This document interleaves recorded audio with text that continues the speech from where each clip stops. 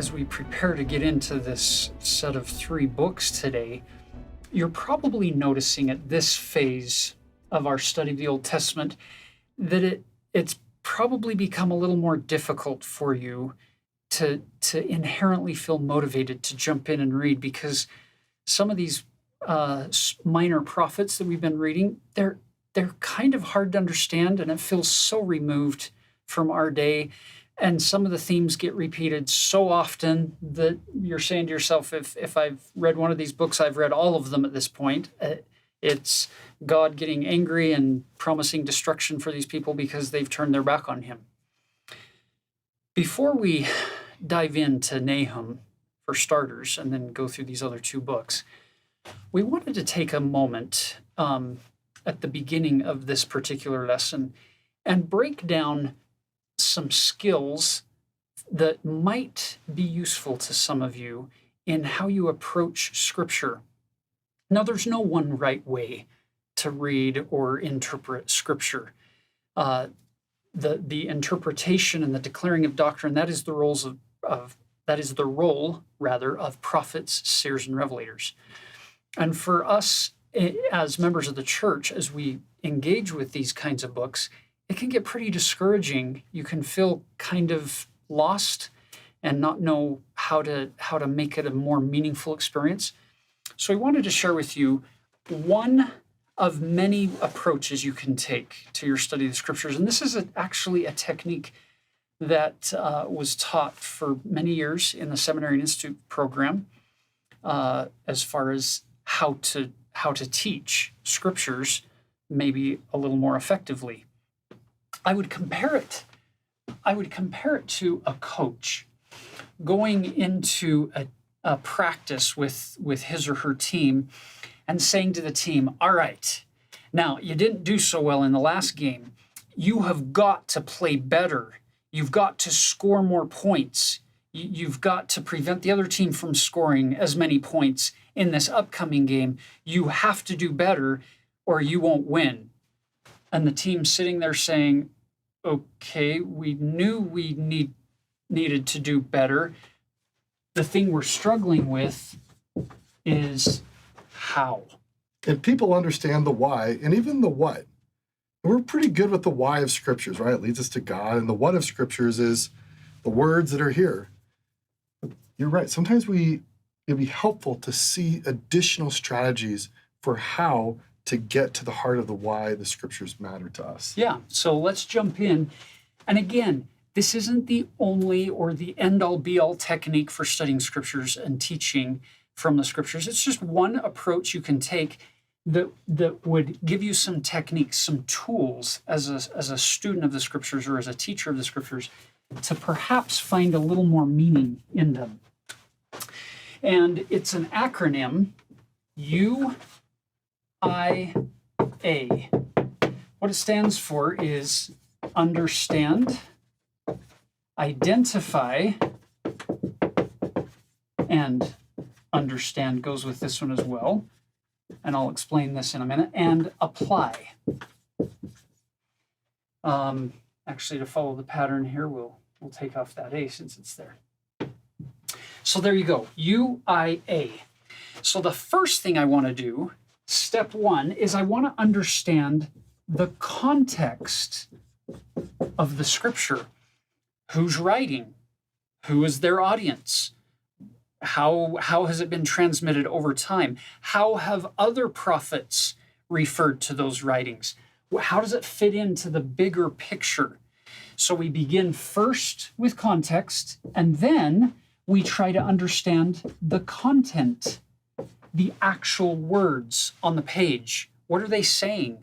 What do they mean? What the language that we're reading is English, but they weren't originally written in English. So what underlies those English words or whatever language you might read in their original Hebrew or Greek? So we understand the setting, the context. We've started to understand what the actual words on the page say. And now we need to identify and understand the principles and doctrines that are contained within those scripture words, the content and context that we've just wrestled with. It's worth great effort, Elder Richard G. Scott said on one occasion, it's worth great effort to basically boil down all the things that you're reading into simple statements of truth, statements of principle or truth or doctrine, things that are more universally applicable to us. And then once we identify those principles and doctrines, then we can understand and dig in more deeply on those principles and doctrines until we get to the point where now we can apply those principles and doctrines to our own situations today, our own life, our own setting today. So if you look at it from an object lesson perspective, picture building a home for a minute. You come to a plot of land that you've purchased.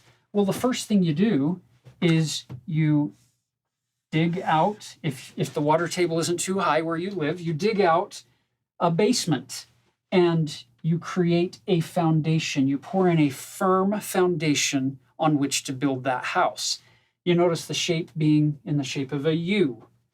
We start with a foundation of understanding rather than going into the scriptures, skipping this and saying, I'm just looking for principles and doctrines, or skipping both of these and saying, I'm just looking to apply the scriptures.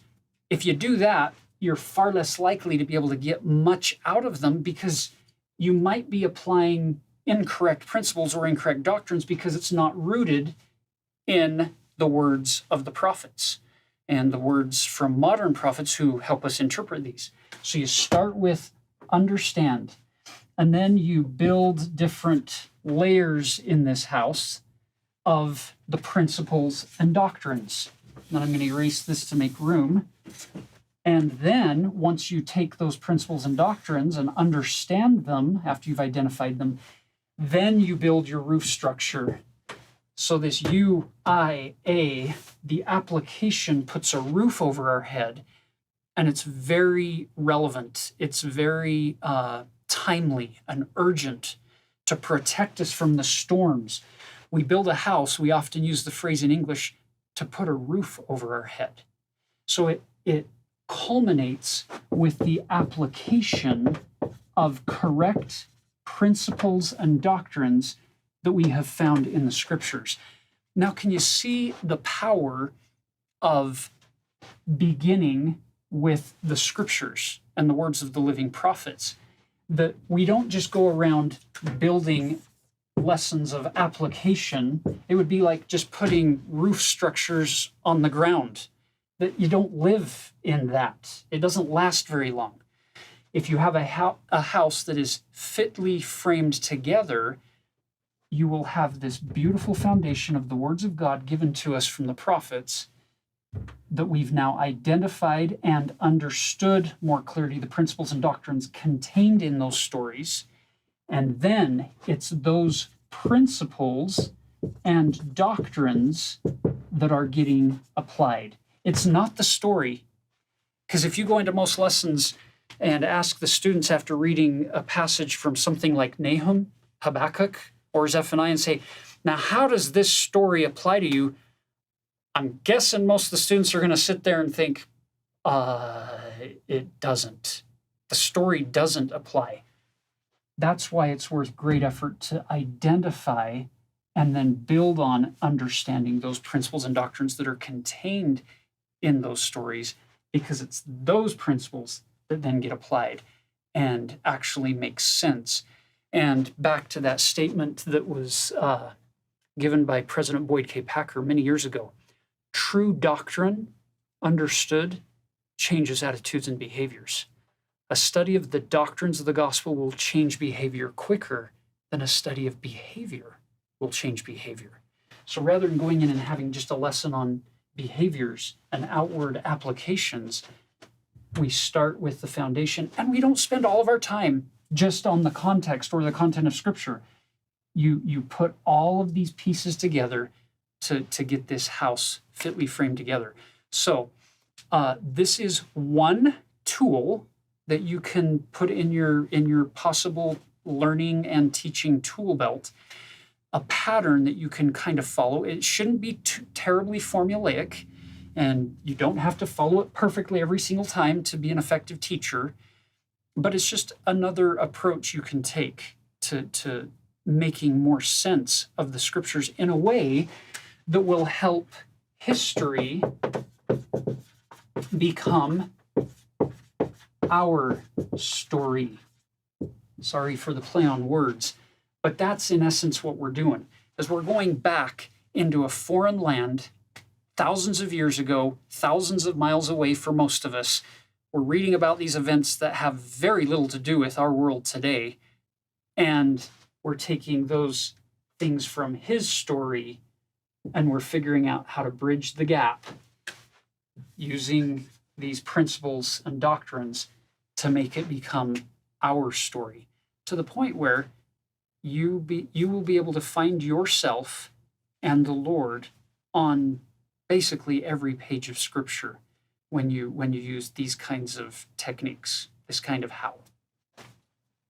I really love this approach because it helps us to see, like, the center part of this house is the principles and doctrines, where we heard from the apostle. We should spend time studying these principles and doctrines so we can apply them. I remember as a missionary, I spent a lot of time trying to teach people how to apply scriptures. I came home from my mission wanting more. I wanted to understand what's the context that's going on in these scriptures. And I went off to graduate school in biblical studies and spent 8 years. And all I did was just excavate here. And I found myself pretty frustrated because we spent all this time excavating. And I can't recall like any real and serious conversations where we talked about principles and doctrines or applications. That really wasn't the point of my schooling in the secular graduate schools. So our hope here is that you take all this together, right? As a missionary, I was way up here. As a Bible scholar, I was only down here. And I think what we're learning here, that it's important to get the context, make sure you see those principles and doctrines so we can apply them. The scriptures were not revealed to look good on the bookshelf or to make you look awesome as a teacher or as a learner in Sunday school because you have cool insights. It's supposed to be a repository for principles that help you draw closer to God by living them. Ultimately, scripture study is meant to lead to gospel study, to lead to gospel living. That's what matters most. Discipleship, right? Yes. This becomes a handbook for children of God, children of the covenant, and disciples of Christ, as President Nelson has talked about, for us to actually move forward. This is the playbook. So when the coach, or in this case, the prophet, comes in and says, we need to be better, we need to play better, and be better disciples, when we ask, okay, so how do we do it? We turn to the scriptures and the words of living prophets. That's where we get our instruction, our how.